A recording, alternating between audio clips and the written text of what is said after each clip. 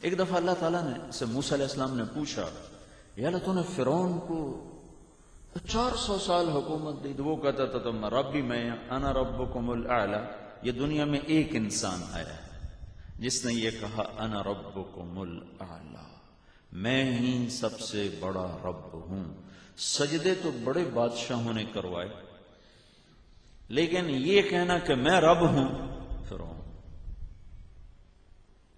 اللہ نے کہا فَالْيَوْمَ نُنَجِّيكَ بِبَدَنِكَ، اچھا میں تیری بادشاہی کا نکالتا ہوں سارا زور، میں تجھے نجات دے دوں، تیرے جسم کو زندہ کر دوں گا، نجات دے دوں گا.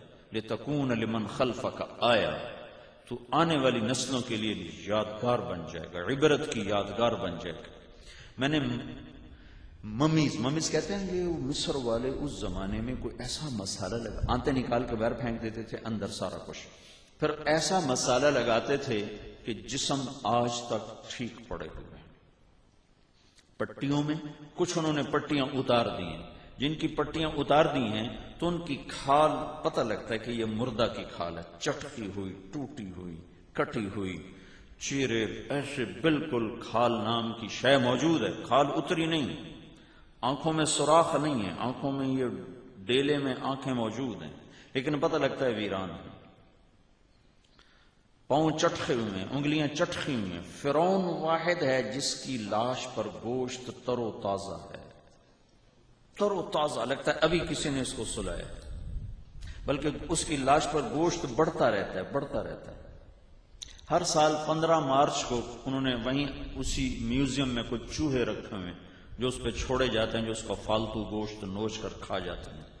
پھر اس کی ڈریسنگ کر کے دوبارہ اس کو شیشے میں ڈالتے ہیں، اور پڑا ہوا لگتا ہے ابھی کوئی سویا ہوا آدمی ہے، بال بالکل صحیح، آنکھیں ہر شے بالکل صحیح سلامت. وہ لگتا نہیں کہ یہ 6000 سال پرانی ممی ہے، 2000 3000 3500 سال پرانی.